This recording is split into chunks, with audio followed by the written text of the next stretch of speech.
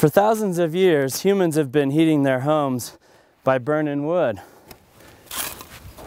Lately, we've been kind of going more towards natural gas and electricity, mainly because it's a little cleaner and easier to deal with the thermostat and such.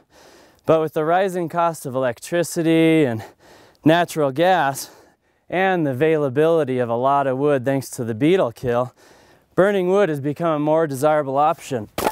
Hi, this is Dan Hendershot with Summit County Environmental Health Department.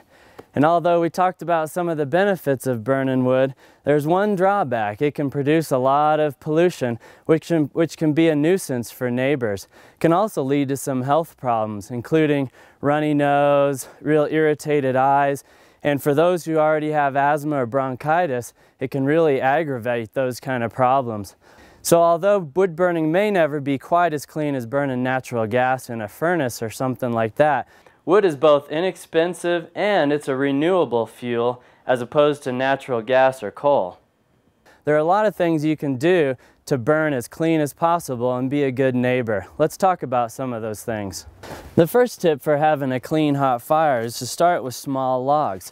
Small logs tend to burn hotter and faster.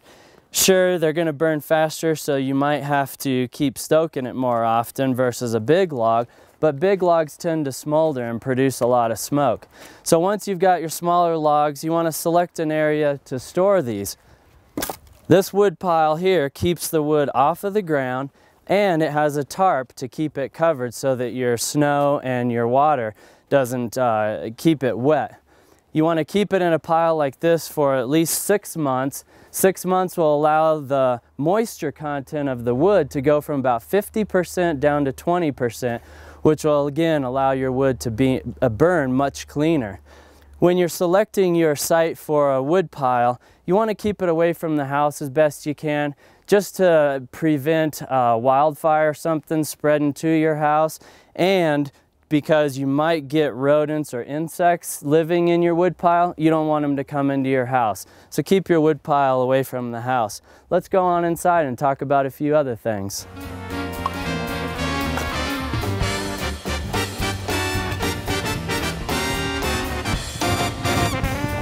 The most important thing you can do inside your home to burn a clean hot fire is to have an EPA approved stove. Ever since 1990, all stoves sold are supposed to be EPA approved, and the benefits to having an EPA approved stove is that you get 50% more efficient burning with an EPA approved stove. So what that means is for every 2 logs with an old stove that you had to burn to produce a certain amount of heat, you can now just burn 1 log. As far as a pollution prevention perspective goes, a new EPA approved stove is 70% cleaner. So it produces 70% less pollution that's going to be bothersome for your neighbors. Let's go into how to actually build a fire now. Before you even start thinking about building a fire, you want to make sure that your stove is clean. Cleaning out the ashes and the stove pipe leading up to the rooftop will produce good airflow, and again, airflow produces a good hot fire.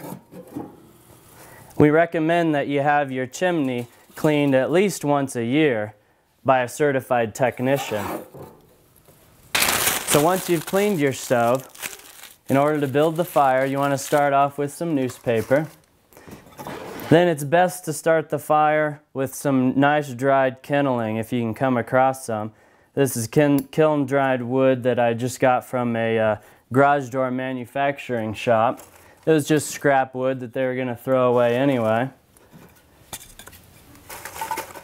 Keep in mind you're wanting to produce good airflow, so it's best to lay the wood kind of in a crosshatch type situation so that you can get lots of oxygen flowing through there.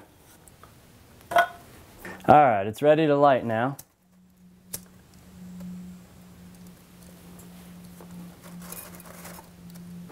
As the fire starts to burn, you can go ahead and add a little bit bigger logs. But as you do, keep them crosshatched to produce good airflow, and never ever burn treated wood, or other garbage that you might be just trying to get rid of that needs to go to the landfill. Sometimes you can blow on it to help get it more oxygen.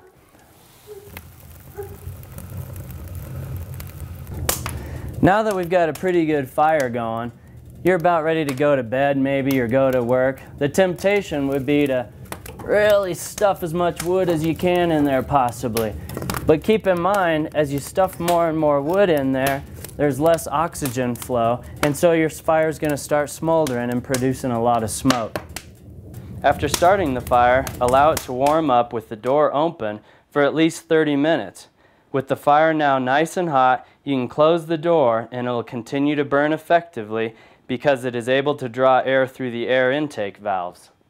Keep in mind, if you're going to be burning wood in your home as a source of heat, you got to have three main things.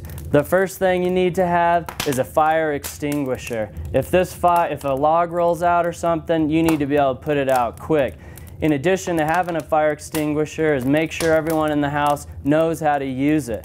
The second thing that you need to have in your home, we've talked about it before, is a carbon monoxide detector.